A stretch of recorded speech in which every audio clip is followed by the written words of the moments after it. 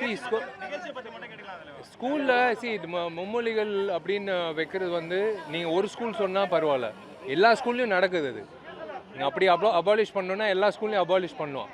பசங்க என்ன படிக்கணுன்றது பெற்றோர்கள்கிட்ட கேட்டு தான் வந்து அந்த சப்போஸ் இப்போ நான் தமிழ் படிக்கணும்னா நான் எங்கள் அப்பா அம்மா கிட்ட நான் தமிழ் படிக்கணும்னு தான் நான் சொல்லுவேன். நான் போய் ஃப்ரெண்ட்ஸில் என்னை சேர்த்து விட முடியுமா?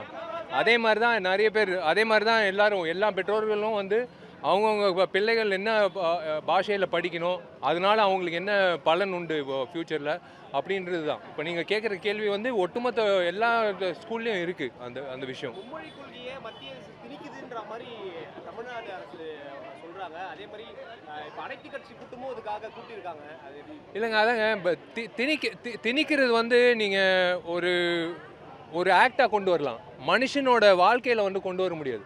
மனுஷனோட வாழ்க்கையில் வந்து எந்த ஒரு விஷயமோ சேதமோ திணிக்க முடியாது.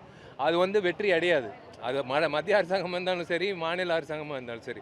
முதல்ல வந்து இன்றைக்கி பாண்டிச்சேரியும் இப்போ தமிழ்நாடு +2 மாணவ மாணவிகளுக்கு எக்ஸாம் தொடங்கியிருக்கு. அவங்களுக்கு என்னோட மனமார்ந்த வாழ்த்துக்கள். All the best. நல்லா படிங்க, ப்ரெஷர் எடுத்துக்காதீங்க, நல்ல நேரம் எடுத்து நல்லா தூங்குங்க. கரெக்டான நேரத்தில் தூங்கினா தான் உங்களுக்கு வந்து பிரெயின் ஒர்க் ஆகும். கரெக்டான அந்த சப்ஜெக்டை நீங்கள் படிக்கும் போது நீங்கள் வந்து ஏதோ டவுட் இருந்தால் கூட நீங்கள் கேட்டுக்கிட்டு உங்கள் ஃப்ரெண்ட்ஸோட டவுட் கேட்டுட்டு நல்லா படித்து நல்லபடியாக வரணும்னு நான் வாழ்த்துறேன். All the very best. கட்சி தொடங்கி ஒரு ஆண்டுக்கு மேல ஆகுது. ஆனாலும் இப்போ ரீசெண்டா நடக்கிற நிகழ்ச்சிகள்ல அவரோட கருத்துக்களை வெளிப்படையா வைக்க மாட்டாரு, மறைமுகமாவே வைக்கிறாரு.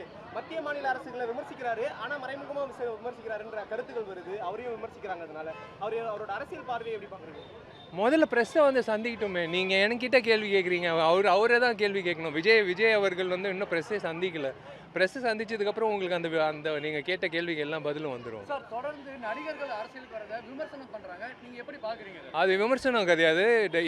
இது வந்து சமூக சேவை பண்ணுறதுக்கு யாருக்கு மனசில் தைரியம் இருக்கோ, யாருக்கு மனசில் ஆசை இருக்கோ, அவங்க எல்லாரும் வந்து அரசியலுக்கு வரலாம். தமிழக சட்டமன்ற தேர்தல் வரக்கு இன்னும் ஒரு சில மாதங்கள் தான் வருது. உங்ககிட்ட என்ன எதிர்பார்க்கலாங்க? நல்ல